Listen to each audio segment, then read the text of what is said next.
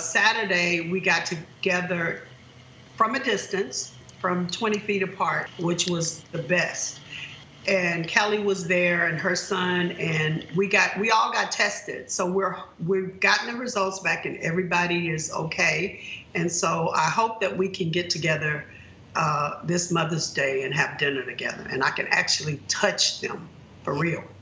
How does that feel for you? I mean, like I said, Moses is here. We haven't seen my mom since March. And knowing how close you are to your grandchildren and how much the relationship of a grandparent, it's a game changer for kids, and not being able to be there with them. It makes me sad, especially on Sundays, because that's the day that we all get together. So on Sunday mornings, I got the blues. I totally understand that. Well, we also know that you are very socially aware. We follow you on social media, and you've been talking, as we have a lot, about the disproportionate number of African Americans dying from COVID-19. Your career, you actually started out as a hairstylist. You owned a salon in Houston. Just this week in Texas, our home state, we talked to this Dallas salon owner who wanted to open up. She defied the stay-at-home orders. You also saw in Atlanta, I'm sure, the lines of people outside nail salons and hair salons. As a person who made your way in the beauty business, what do you say to the folks who are just eager to get into the salons? I would love to get those things done too, but it's just not worth it when it comes right down to it. And I understand it's more so that people need to make a living. The salon owners need to make a living. But I wish that we had waited a couple more weeks until, it was on the downswing, because I don't think it's worth it. I think everybody could have survived for another couple of weeks. I don't think it's that urgent that you get in to get your nails and hair done. But it's other creative ways that you can get out. Miss Tina, you talked about us getting creative with this downtime. You and Beyonce actually teamed up to launch this new campaign I've been reading about. It's called I Did My Part. It urges people in Houston to get tested for COVID-19. I know Tyler Perry, our friend, he was so inspired. He's doing the same thing in Atlanta. Talk to me about why it was important to use your time and your name in this way with this particular campaign. For so long, we couldn't even get testing.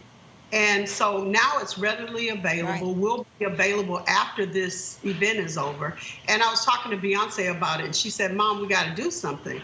And what kept coming up is, people have to do their part. They've got to go and get tested.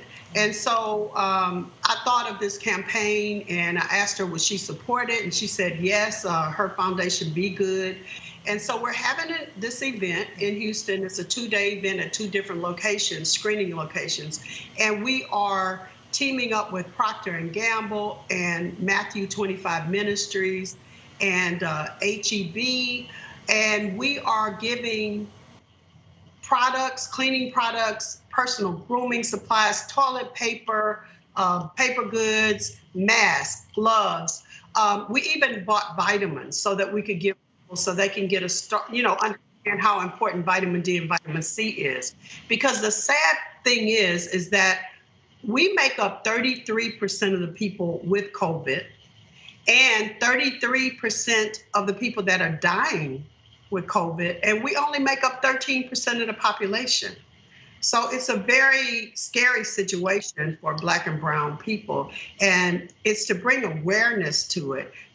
We also are giving out information that tells you how to take care of yourself during this time and what to do if you do test positive. I have to tell you, listening to all of the things that you're doing for your hometown of Houston and all of the other philanthropic things you've done for Waco and the theater, I started thinking about the new Beyonce remix with Megan Thee Stallion, the song Savage, where she gives you the shout out. She says, I'm a boss, I'm a leader.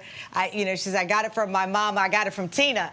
Did you scream when you heard that line like the rest of us? I was like, yes, Tina for the win, yes.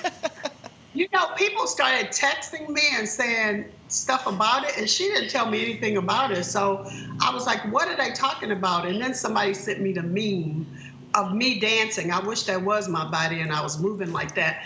And I was like, this is hysterical. But it's funny because I called her and I said, thank you so much for my shout out. And she said, well, I just remembered you driving up in your 2-seater at my middle school, Welch Middle School in Houston. And the kids saying, "Oh, your mama is so fly," and you had on your orange lipstick with your top down, and so that inspired her. So that made me feel good.